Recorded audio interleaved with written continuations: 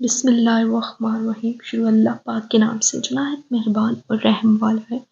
آج کا جو ہمارا اسلامک واقعہ ہے وہ ہے رسول اللہ صلی اللہ علیہ وسلم کی دعائے شفا۔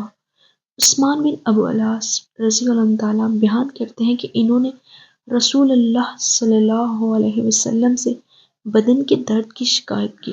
رسول اللہ صلی اللہ علیہ وسلم نے ان سے کہا، درد کی جگہ اپنا ہاتھ رکھو اور 3 مرتبہ بسم اللہ پڑھو، پھر 7 مرتبہ یہ کہو، اعوذ بعزت اللہ و قدرتہ من شر ما اجد و احاذر۔ میں اللہ کی ذات و قدرت کی پناہ میں آتا ہوں اس درد کے شر سے جسے میں محسوس کرتا ہوں اور جس کے متعلق فکر مند ہوں۔